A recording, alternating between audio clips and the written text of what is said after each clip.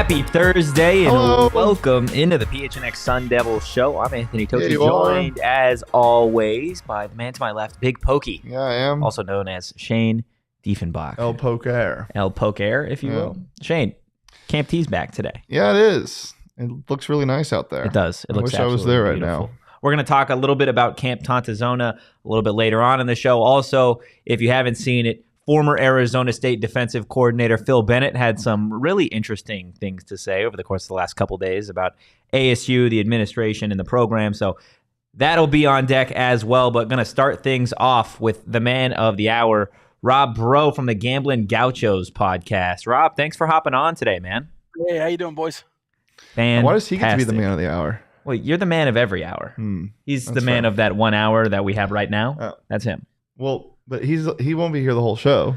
No, but okay, He's the man of 15. I don't know. What do you want from me? No, that's what fine. do you want from the Rob? man of a quarter hour. That's Okay, the man of the quarter hour. How about that? That works. That works for you. Oh my goodness, Rob. First and foremost, you guys cover Texas Tech. Great social media presence that you guys have.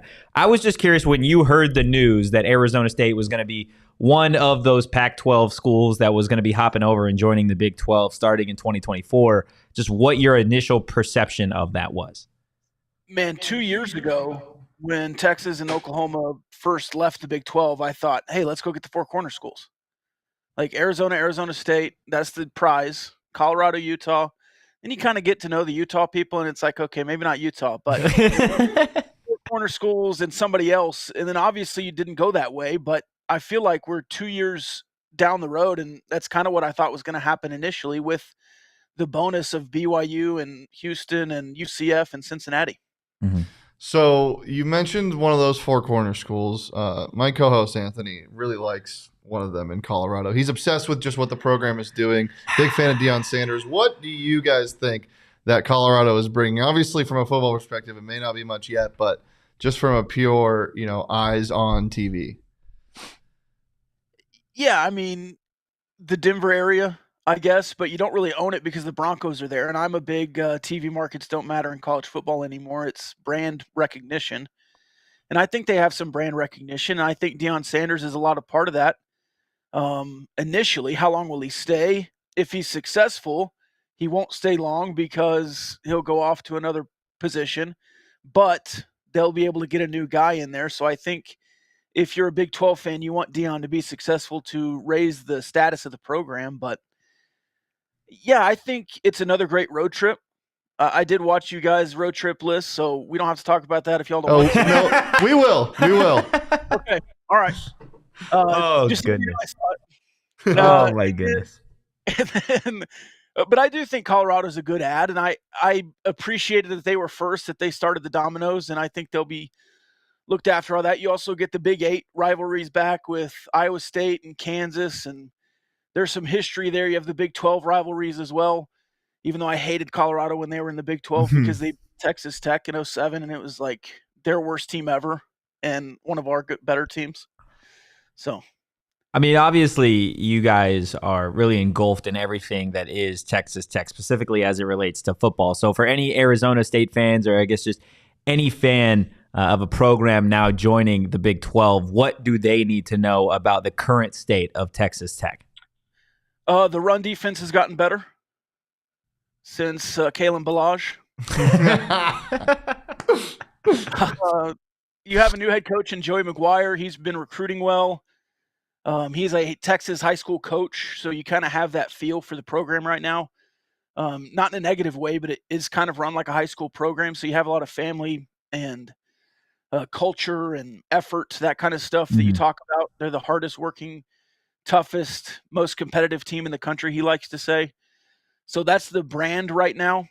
But you've been known as an offensive school for so long, and you still have Zach Kitley, who was at Western Kentucky with Bailey Zappi when he set all those records. But defensively, I think Texas Tech is getting an identity as well with Tim DeRuyter, and you're kind of focused more on running the ball and playing defense and all those kind of old school football things that Texas Tech fans have been waiting for. And now you still want to score 40 or 50 and have a 50 burger every once in a while, but Texas Tech fans were so long used to scoring 50 and losing. It'll be nice to maybe score 50 and hold the opponent to, I don't know, 30. Of course, the new Big 12 is not quite what it was Yeah. in the middle of the 2000s. Well, speaking of the Big 12 as a whole, just for ASU fans that really don't know much, and clearly we don't know much, looking back at the road trip list, but could you just give some ASU fans maybe a cheat sheet on some schools, some things that you need to know if you're a Big 12 fan? Well, you know what's crazy is by the time ASU is here, we're going to have 8 new schools and 8 old schools. Yeah. So it's going to be a brand new experience for everybody. I have been to several Big 12 cities. I've never been to Stillwater. I don't want to go to Stillwater. Morgantown is a beautiful place. Fort Worth has a rich history. They're where the West begins. They're in Fort Worth, and you get the DFW market as well there in Fort Worth. But the Big 12 is so much more about stadium experience and game experience, and you're not going to a college town for vacation. You're not going to go to Ames in September just for like the wine country, right?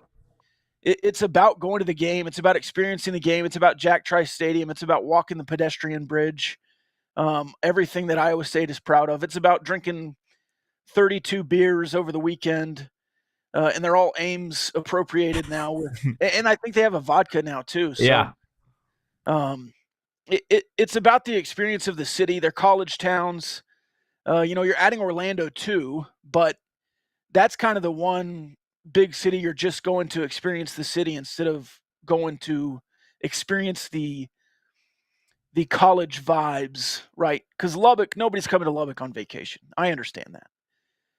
But to experience the game day atmosphere, I think is a lot more appropriate in the Big 12 than maybe some other conferences. Yeah, I mean, nobody's going to Lubbock on vacation, Shane. So I mean, let's hop into it. We talked about a lot about geography. Totri and I broke down our road trips very differently. I was looking at it as more of a experience as a whole, not just because I'm not flying into the football stadium and sleeping there. No shit. Like so that's the way I was going about it. Sure. Let's talk about. I know the tradition, and I know what how serious and much different the fan base is at Texas Tech than it is in Arizona State. But just kind of sell me on Lubbock as a whole. Like not even the game day experience. Let's talk about like a weekend there. If they're playing on Saturday, what am I doing on Friday night? Okay, you're gonna laugh, but Lubbock has one of the richest wine countries in the world. Let's go. Listen, Google it. I believe it. West Texas is one of the richest wine countries in the world. Richest is in they have a lot of wineries here locally. You can do some wine tastings. They have a few restaurants now. Like in the last 10 years, you're much different in Lubbock than it was 10 years ago. Okay, you've had some growth. You've had some rich cultural growth, I think, in Lubbock. So if you're experiencing Lubbock from like 2012 and your buddy's talking about it and it's like that was the shithole or whatever, it's not quite that anymore. You have some nice restaurants, the Nicolette. You have the Cotton Court Hotel. If you want to come down, it's a really nice hotel. You can stay in a few others, but it's not like we have just a bunch of Super 8s and La Quintas. Like you have some nice hotels as well with the Cotton Court, I already said. The arts and music in Lubbock are much better than they were 10 years ago. If you want to come down for a nice Texas country show, go to the Blue Light. I could say more, but I think Lubbock gets a really bad rap, especially if you Google Lubbock. It'll come up from 10 years ago, the most boring city in the world. I think you probably mentioned that on the show, but it is a much, much richer history than it was even 10 years ago. You go to the Buddy Holly Museum. So you got to cut Lubbock some slack. Hey, when I Googled it, I didn't Google any articles or anything. I just saw a picture. And I threw it up there. Sure. And I'm not gonna debate that Lubbock is a flat, dry, dusty oasis, okay? But you can drive 3 hours in any direction and it's only Lubbock. Mm-hmm. Like we're isolated. If you're here, you like it. If you're somewhere else, you probably don't. But can I propose something? We're very proud. Oh God. Can I propose something to the city of Lubbock? Change the name. Change the name. I think Lubbock? that has saying it leaves a bad taste in my mouth. Okay, Lubbock. What are you changing it to? I don't know. It's harsh. It feels like Lubbock. Harsher than Stillwater? Well, Stillwater Stillwater's like gross. descriptive. I'm just talking about the phonetic pronunciation of the word Lubbock. I don't know. Rob, you got any ideas? You're giving it an ick at the end. Yeah. Which I think it's Lubbock. Okay. Lubbock. See, there we go. That's fine. Yeah. So you've just been saying it wrong the whole time. Yeah, you've got the ick in there, which I think is a bad thing. But Lubbock, yeah. Huh. The more you know. The more you know. See, I do want to get back on track in terms of just like the conference realignment discussion, because this is obviously something that Big 12 fans are used to with Texas, Oklahoma. The Pac-12 was used to with USC and then UCLA, and then it kind of slowed down before the domino fell with Colorado. Just what are your thoughts in the way that college athletics is kind of moving toward eventually what's probably going to be two major conferences at some point? Yeah, I don't like that direction. Obviously, I like the new Big 12, but I want everything to stop. I don't want the ACC to be pillaged. If it makes sense mathematically here to have 4 major conferences. I liked the Power 5. I wasn't one of those guys that was wishing death on the Pac-12 as much as the Pac-12 was just not doing anything, in my opinion, right? You guys know. You were sitting there watching it. So if the ACC is going to be proactive, I don't know about adding what were they calling it? Stalford? Cal and Stanford? Yeah, Stalford. That would be awesome.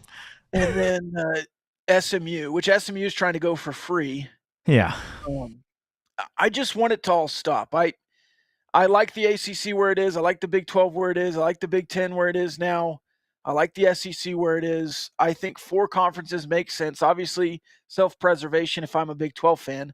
I don't want to go the way of the Pac-12 here, but I think as long as these 4 conferences are proactive and work together, then I do understand that. But if you do go to 2 conferences and the money is all the same, like, does ESPN want to do that? Yeah. Does ESPN want to cancel what they're doing in the ACC, paying teams $30 million, and the Big 12 when they're paying teams $30 million when they could pay everybody 60, everybody 70, 80? I just don't think that makes sense long term. Yeah. Yeah, and with the 4 conferences, I mean, the one area that's kind of being left out of this that hits closer to home than most is the West Coast. Yeah. There's just isn't a West Coast conference, and that's being completely threatened right now. And that's why I propose. Oh, God. What am I going to propose? College football Pangea. Give me just everything, squish it together, and we're getting closer to that. I'm sure it'll be something of that nature here soon. Yeah. And I'm hoping that's what it comes to. But as you said, we don't know what the TV rights deals are going to look like, and we've talked about this a ton. But just the money factor and where there is no prime ruler of a 1, 2, 3 conference. Everyone's going to want their hand in the cookie jar. So it is a hard thing to come to terms with. Yeah. What's even funnier is if you do go to 2 conferences and everyone comes together, you're just going to have the Big 10 West, which is the Pac-12. Yeah, exactly. We're going to go back to exactly where we were. Yeah, absolutely. We got Glenn in the chat asking, who do you think is the biggest threat to win in football from the old Pac? Who do you think is going to win? Like early, Utah. And then when the head coach retires, anyone else. Can't wait for Whittingham to go somewhere else. I like how Arizona's recruiting.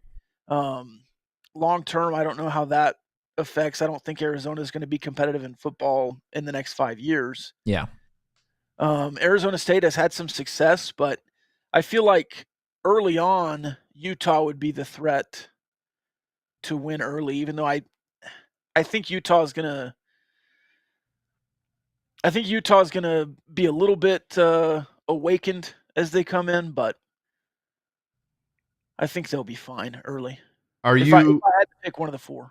Are you putting any stock into Colorado at all winning games in the Big 12? No. I don't know. I would like to see their final year in the Pac-12. I think this is going to be one of the best Pac-12 football years of all time. I'm really excited for this year of Pac-12. Obviously, you get everybody playing each other for the last time, pretty much, except for the teams going to the same conferences. So you got some good crossover there. And there's just a bunch of good players and teams. And it doesn't feel like the Pac-12's been – if the Pac-12 was like this 5 years ago, would they have broken up? Because the Pac-12 went through a pretty rough stretch where a lot of teams were bad. But it doesn't feel that way this year. Yeah, it feels like the sexiest conference in terms of quarterbacks. Yeah. I mean, they just have the most up-end talent. And it's funny, too. The Pac-12 championship is like, obviously you want to win it every year, but this year feels like it's the most desirable one. Yeah. Getting the last of anything is great. The last, cookie at a table, fantastic. The last Pac-12 championship, give me it. And the team that might win the Pac-12 championship might be the one that gets left behind in Oregon State as well. Oregon State. Gosh.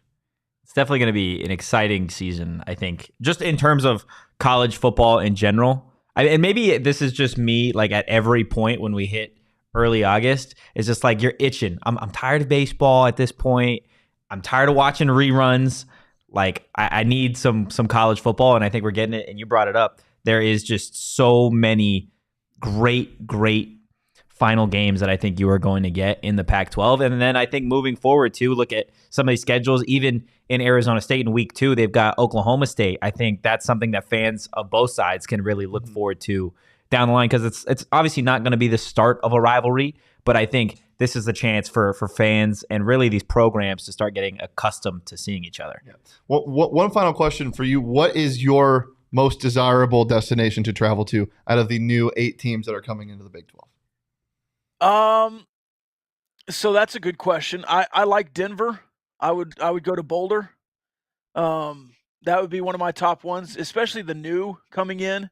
I don't care to go to Disney. I don't think Orlando would be high on my list. As far as just pure football, I like to go to Provo. That seems like a fun atmosphere. Don't really care to go to Salt Lake City, but I hear that's pretty cool too. And then obviously the Arizona schools. I'm a big Arizona guy. People don't like the heat, but I would prefer the heat to the cold. So give me a nice crisp November evening there in Arizona. Absolutely. Rob, thank you so much again for hopping on. Everybody can follow them over at Gamblin Gauchos on social media. Rob, obviously you guys are going to be the first ones we call when we see Arizona State versus Texas Tech in the future, man. Absolutely. Come on down to Lubbock. Nice. I will. I promise. I will, and I will give a different review. Okay. All right. Oh, man. Have a good one, Rob. See you guys.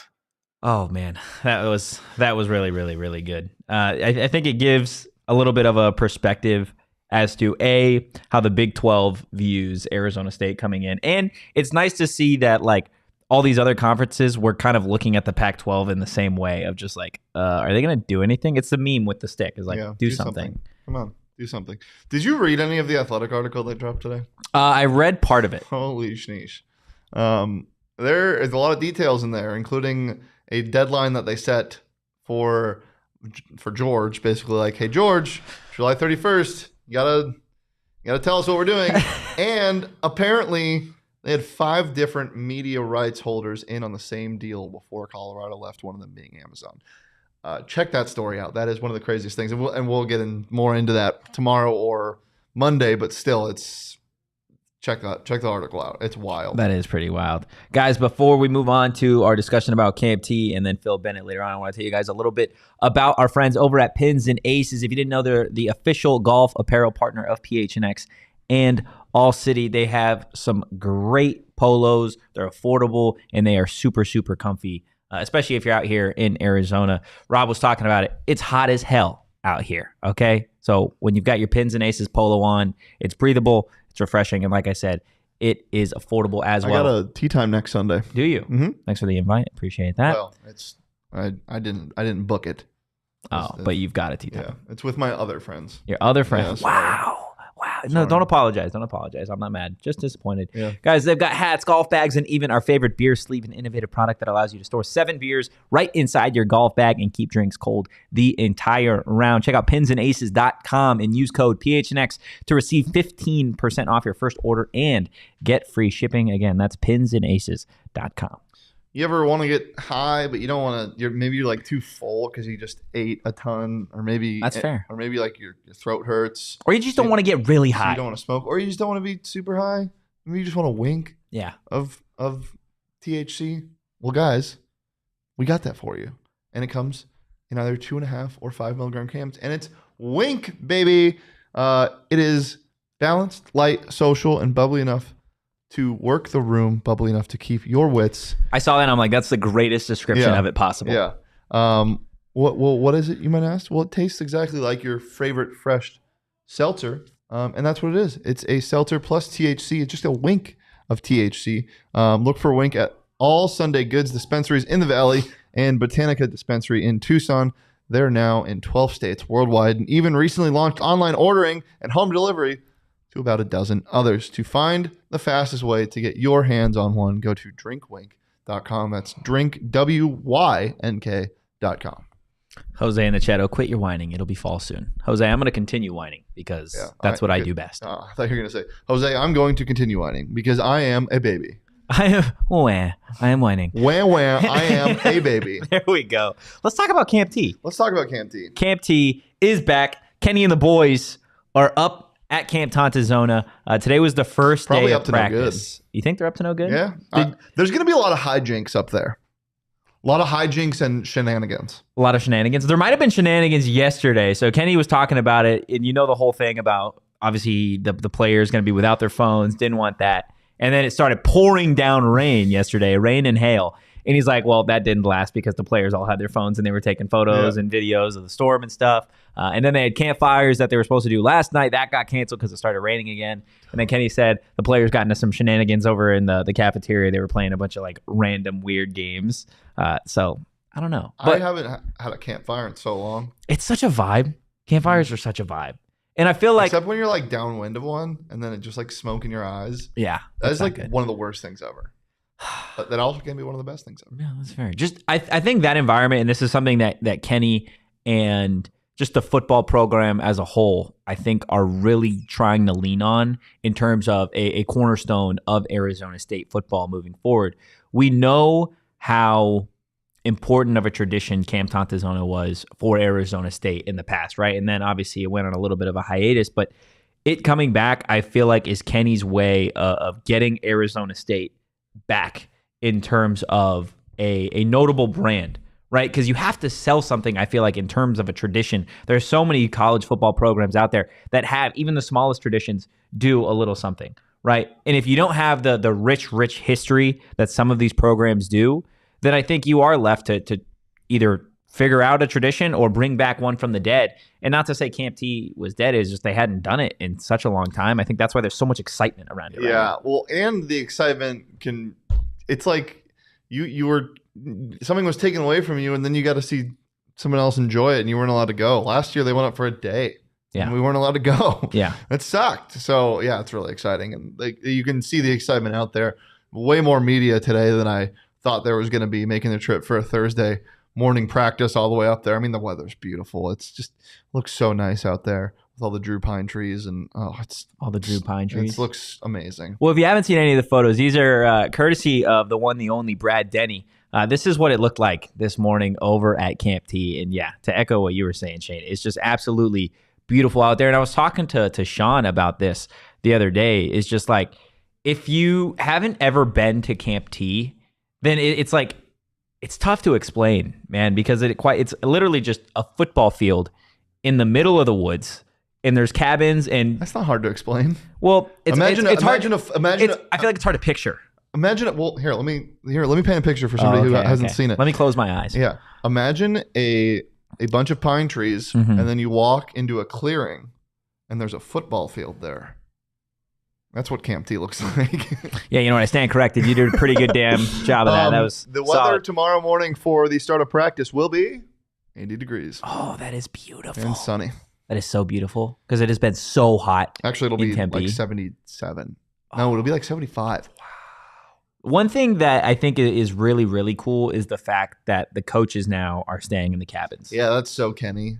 That is the most Kenny thing. Oh, absolutely. I love it. I could totally see where the coaches are just like, yeah, like this is all for the players, blah, blah, blah, blah, blah. And Kenny's like, nah, we're all staying in the cabins. Like, this really is going to be a time where they bond and they build something that hopefully carries over to the field, and you see that moving forward. I think it's also going to be a really crucial time for some of these position battles, right? You look at where we're standing, and it's a huge time. And we do have some breaking news right now, not good breaking news, from Chris Cartman here. And let's see. The NCAA has denied ASU wide receiver Jake Smith's appeal to play this season as a second-time transfer before graduating, despite the fact that he was declared a medical non-counter at USC due to a foot injury. He wouldn't have even been allowed to play again at USC, so he had to transfer. That's tough. That is really, really, really tough that Jake Smith is not going to get the chance to play at Arizona State this season because he has looked pretty damn good in fall camp. So that is really tough. And I think at this point, if you're an ASU fan, you just kind of have to bite the bullet on that and hope that it goes differently for Xavier Alford. Yeah, I was going to say this one sucks, but it would not suck as much as Alford. Yeah, Xavier Alford is a guy that would really help playmaking on the defensive side of the ball. There's a lot of depth in the receiver room, so this isn't a huge blow. It sucks for Jake, but it is not. Yeah, to your point, there are a lot of bodies in that. Like wide if receiver this room. is a regular college football team, this is a huge blow. But since this team is so deep at receiver, it's not the worst thing. It sucks, but it's not the worst thing. Yeah. Xavier Alford will be a starter if he gets cleared. Now, that being said, this doesn't look good for X either. No. It doesn't look good for Alford. It doesn't. But again, and like I don't know, man. That's just a really tough scenario to have to deal with. And I don't know, Glenn in the chat, NCAA being NCAA again. It is kind of what they do, right? I guess these are the rules, and this is kind of the way that they want to do it. So that does suck, but we'll stay locked in and see if anything else comes across in terms of Xavier Alford. Just getting back to the Camp T conversation in terms of tradition and the importance of it, right?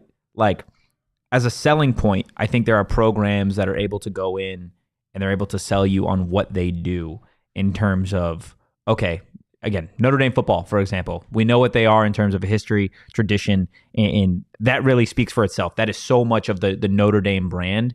And I feel like we've talked at lengths before about Kenny Dillingham trying to build something here.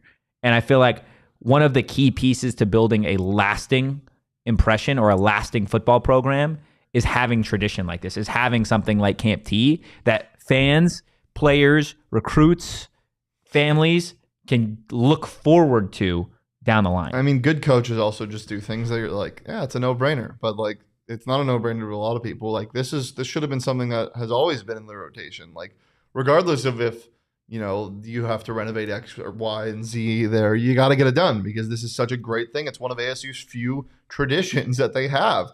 It's super unique. When you have a good coach, a good owner, a good whatever in sports, like a lot of what they do good are things that you're like, duh, of course, why wouldn't you do that? But again, they're like, it's not as easy as it seems sometimes. So yeah, we expected him to do this, and I'm really excited to get out there and experience it for myself, what a Kenny Dillingham led Camp T looks like. Yeah, and I think another really cool aspect of it is we were at Kenny's introductory press conference, and at a certain point, Nap Lawrence, a booster, had got up and committed $1 million to the football program, and Nap was out at Camp T today. Kenny was talking about we wouldn't have a football team without Nap Lawrence giving $1 million in NIL.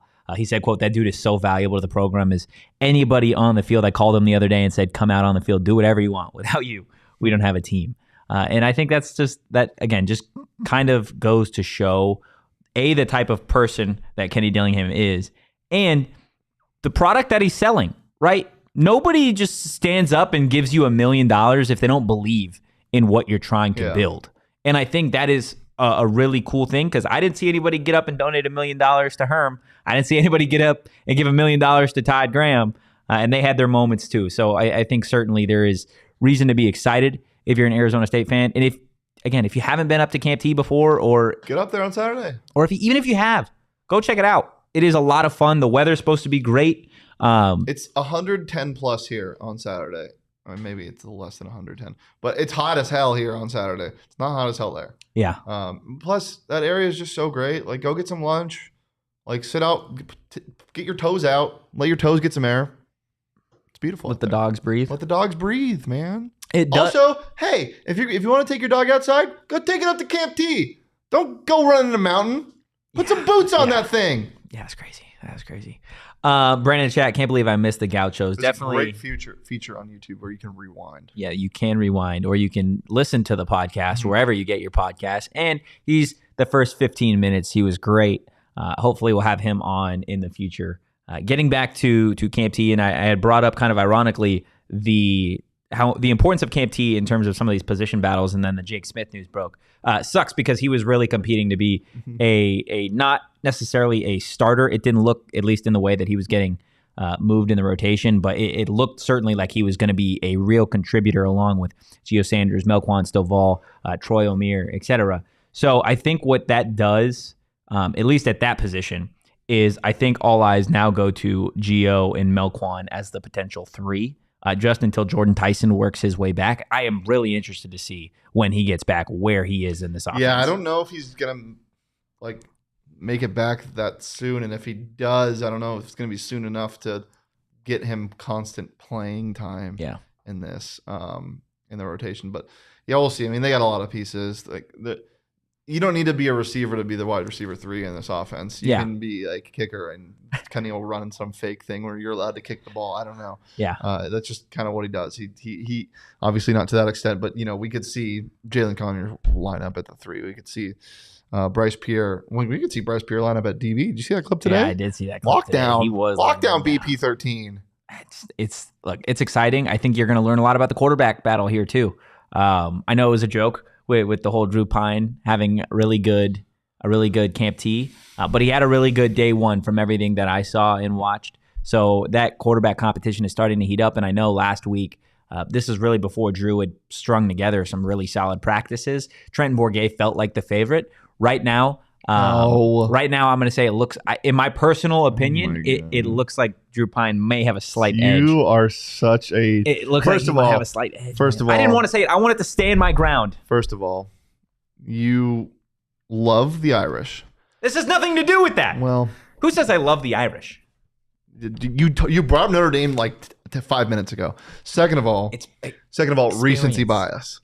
Let's just... No, you're right. Okay. And that's where I was trying to level myself. I had this conversation with myself on the toilet yesterday. I was like, well, no, I'm just trying to paint a picture, just like you I don't need that picture. Nobody needs that picture. Okay, well... Please scrub our memory. In my Where bed, are the men in the black kitchen, when you need them? Wherever. I think Drew Pine he's at least won the last couple of days. So that is where I'm trying to kind of level myself him out. As an All-American. No, I didn't say that. Heisman Heisman winner Drew Pine. Yeah. No, this is why I'm trying to level myself out a little bit in terms of understanding that Trenton Bourguet. It felt like he won the entirety of spring, and he had some really solid days leading up to what Drew Pine has done, at least in the last handful. So the quarterback competition, I think, is definitely going to continue to be a talking point for ASU. Gunn also brings it up. It's probably going to be packed on Saturday, like the most packed it's been because of what Kenny has done. So if you're there Friday, I'm going to be there tomorrow. If you're there Saturday, we're all going to be there on Saturday. So come say hello. My DMs are open. Yeah, Glenn asked a question that I don't know the answer to, but Shane might. Does Jake Smith go to D1 AA so he can play, or does he stick around and play next year if he has eligibility? Nobody knows the answer to that unless you're Jake Smith or somebody that's really close to Jake Smith. And I bet you Jake Smith doesn't even know what he wants to do right contrary to popular belief, we are not as super close as his family to Jake Smith, so I'm not sure. That is definitely a possibility. Yeah. But I don't know, man. I mean, he's going to talk to Kenny, I think. I think Kenny's going to be able to lead him in the right direction. Yeah. I mean, we know. Kenny might tell him to go. Yeah, absolutely. That's what I was going to say. We know Kenny will tell these players to take the best opportunity for themselves moving forward, even if that does hurt ASU. Kenny's a person. He's not a coach. In the smallest way, guys. I don't know if Kenny's a person. He might be AI. He might be AI. I still don't know. He's still learning. Yeah. Guys, if you do make that trip up to Camp T, why don't you go ahead and stop at Circle K before you make the trip up? They've got locations just about everywhere. Actually, you know what? Scratch that. They do have locations everywhere, guys. And they've got some great deals on snacks. Right now, buy Powerade at 4 for $5 and be entered, and you guys could be one of 10 finalists entered to win a 2023 Ford Big Bend Bronco SUV. They've also got some deals on Monster Energy drinks. Buy 2, get 1 free of those. And then maybe if you're on your way back, you sweat a little bit over at Camp T and you're looking forward to drinking at home, maybe grab some Beatbox hard teas. Buy 2, get 1 free as well. Make sure you're not missing out on all the great stuff that they've got over at Circle K right now. Text PHNX to 31310 to join their SMS subscriber club and get a buy 1, get 1 free offer on 32-ounce Polar Pops. Guys, Circle K, go get in it. Yeah, get it in your car. Get it in your car. And get 4 Peaks in your tummy. I don't think you can see the 4 Peaks from Camp T, but you can definitely see the 4 Peaks on your way to Camp T. You got a great view of it. I think you actually drive by the entrance of 4 Peaks. Not the 8th Street pub. I'm talking about the actual Peaks. But you know what's better than the actual Peaks? The beer. Or drinking a beer on top of the Peaks. Guys, 4 Peaks is the best beer in the Valley. Best beer in Camp T. Best beer on the planet. Best beer around. Best beer of the millennia. Check out at 4 Peaks Brew or at 4 Peaks Pub to keep up with the latest at Arizona's hometown brewery. They got tasty chicken tendies. They got great soup. They got great beer and great vibes over at their 8th Street Pub. So check that out. Also, as I always say, if you're traveling, check out their location in Sky Harbor. But you got to be 21 years or older to drink 4 Peaks, and please drink it responsibly. You do. I want to get to former Arizona State defensive coordinator Phil Bennett. Because he's a guy just being a dude, saying things about the show, a previous employer. For that type of knowledge. He's just a guy being a dude. He's just a guy being a dude. That's one of my favorite things to say. So if you're not familiar, Phil Bennett was the defensive coordinator for the last year under Todd Graham. I want to say it was the first year that Chase Lucas and N'Keal Harry were there. And it was interesting, to say the least. Before I get into my experiences with Phil Bennett and that defense in general, Phil Bennett had some interesting things to say on a podcast. So this is what Phil Bennett had to say. Well, you know, when I think of Arizona State, I think I've told you this. It's an unbelievable place. Their fans are awesome. The setup's awesome. Not so much with the administration. And I don't think that they really understand what was happening. It was obvious by Ray's comment about Morgantown that they weren't that jacked up about it, but really they left themselves no option. So I wasn't surprised. You know, Dr. Crow's been there 20 plus years. They've never been assertive enough to be the great program that they could be. Crow is a really good president. He's done a lot of good things. Ray's not qualified to be an athletic director. Ray has no college background other than playing at Stanford, baseball and football, been in the NFL, was a player's agent. You know, he's the guy that said that he hired Herm Edwards. I was there, could have stayed. He wanted it to be set up. I don't know if you guys remember this, like the model of an NFL team. General manager, player, and look where it got them. They haven't even got their probation yet, which is going to be an issue because they really didn't have a clue, and Dr. Crow allowed that, and you know, even kept him after. So you know, it's sort of the way, and also you can say the same thing about the Pac-12. When I was there, I didn't think they were very assertive at all, like the Big 12, the SEC, the Big Ten, of selling their product. I just feel like it's been very underachieving in a lot of ways. Very underachieving in a lot of ways. Before I react to that, I just want to tell you about Phil Bennett's defense from that one year while we're talking about things that underachieved. He gave up the 4th most points in the Pac-12. Okay, no. I'm just, again, to let you know just what that defense was before we even get into his comments. Because he was the DC here for a year, talking about underachieving, and he's speaking like he was the defensive coordinator here for 15 or 20 years that has the ability and knowledge of the situation to go out and spill the beans of Michael Crow and Ray Anderson. So the 4th most points in the pack, 31.3. The 5th most rush yards a game in the pack. 2nd most pass yards in the pack. 31 points to New Mexico State. 30 points to SDSU. 52 to our friends over in Texas Tech. 35 to Oregon. 34 to Stanford. 48 to SC. 44 to UCLA, and 52 to NC State. They were bad. And guess who was the defensive coordinator? Yeah. Phil Bennett was the defensive coordinator. What's the point in that? To let you know that his defense was shit, regardless of the program, regardless of the way the administration handled the situation with Herm Edwards and Todd Graham at the end. Okay. So are you defending Ray Anderson right now? I'm defending the program. That's fair. Okay. Okay. Phil Bennett's defense was god-awful, and everybody that watched football as it relates to Arizona State during that time period can tell you, because it wasn't good. The defense was shit. And I'm not sitting here, I don't want to sit here and say that Michael Crow and Ray Anderson have everything down to a T, because what did we see over the last 2 weeks? I think we learned that they don't necessarily have everything down to a T, and the Pac-12 is too. They weren't assertive in terms of getting their media rights deal. They weren't assertive in terms of making sure that the conference stayed together in terms of expansion. The hire that he's talking about was bad. Everything he said wasn't wrong, though. Like, that's why I don't really understand why you're white knighting for the organization or for the program. I don't think to say that Arizona State hasn't been assertive, at least in the last 5 years, is a fair assessment of Arizona State. I don't think so, because I think if you look at what they've done recently, Ray Anderson last week with Mountain America Stadium. I know fans don't love that, but the program and the athletic department needed money. So what did he do? He went out and got $50+ million for the athletic program. Fans were calling for either Sean Aguano or Kenny Dillingham to be the head coach at Arizona State, right? So what did he do? He managed to keep Kenny Dillingham, or get Kenny Dillingham from Oregon, somebody that certainly could have had offers anywhere else in the nation, and he managed to retain Sean Aguano. Now, part of that is obviously Kenny working that in as well, but to sit here and say that they haven't been assertive, I think it's just, I disagree with it. I get the reasoning, especially with the Herm hire. It makes everything look really, really shitty and really, really bad, but I don't necessarily think that's... Yeah, I also think he was speaking on prior to the hire. They hadn't been assertive at all, and then they finally were when they got this. I just didn't agree with it.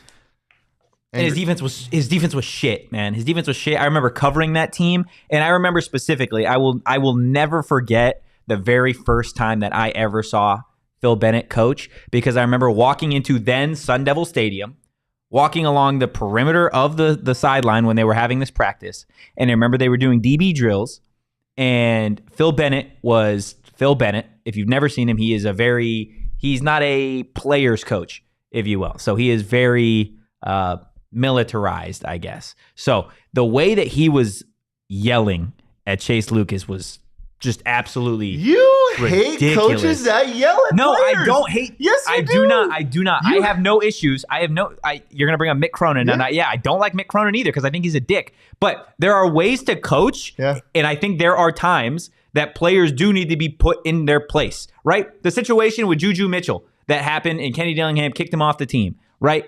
That is a coach that is a player's coach, but there was a moment in time where he needed to be more than a player's coach, and he did that. Phil Bennett didn't do that, at least in my eyes. Phil Bennett was somebody that barked at players for the purpose of... And not literally. Of that's the way that he was a coach. Yeah. And I don't like that coaching style, but that's just me. Yeah. No, that's fair. I'm just giving you shit.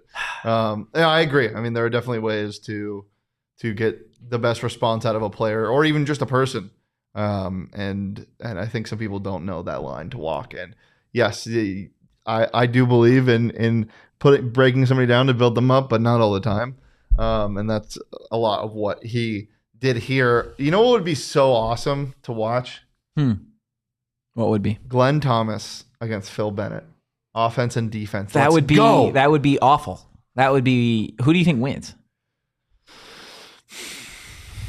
Well, do you get the players from their era, or is it just them coaching? If you get the players from their era, Phil Bennett's. Oh, I don't know. Phil Bennett's defense. They had some good linebackers though. They had some really good linebackers. Their secondary was awful. It was so shitty. It was. I think that was the time where they were coming off a period of time where that secondary was the third worst in the entire FBS. I think the offense wins. Oh God! And Glenn's offense was shit to watch. Glenn Thomas is just gonna run. Glenn's offense made me want to rip my eyeballs out of my head. Glenn Thomas is just gonna run pro style run schemes. Glenn, I would win. Yeah. Glenn, anybody that would have to watch that shit show would lose. Yeah. Just saying. Glenn, it's airing dirty laundry from Bennett. Yeah, we all knew this, but it didn't need to be said. It's like if you don't got something nice to say, why say anything at all? It's not even necessarily that. It's more so the fact that If this was a head coach that had a tenure here, then I get it. Yeah. But Phil was here for literally one season. Yeah.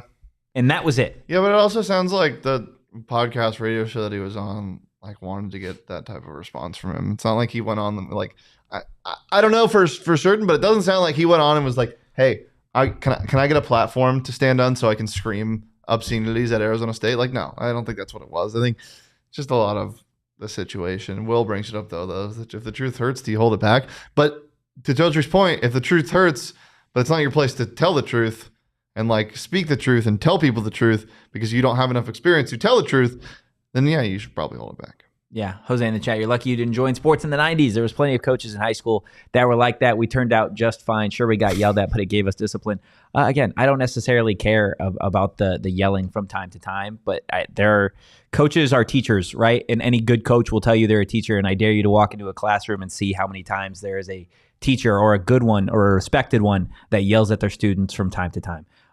So that's my 2 cents on Phil Bennett and his coaching style and what he had to say. That was your dollar. That was my whole dollar? Yeah, that was a whole dollar. That was a whole dollar. Well, I'm out of money, so it looks like I need to hop over to BetMGM and win some more, guys. And it's easy because they're literally giving you free money. Log into BetMGM Sportsbook app on iOS or Android. Play the BetMGM MLB free-to-play game from May 27th through September 7th. Be a batter and pick an area of the strike zone. And depending on the area of the strike zone you pick, you guys are going to get either a single, double, triple, home run, or pop out and receive the prize associated with that type of hit. It's played just once a day. Pricing does have to be used on MLB and expires in a 24-hour period.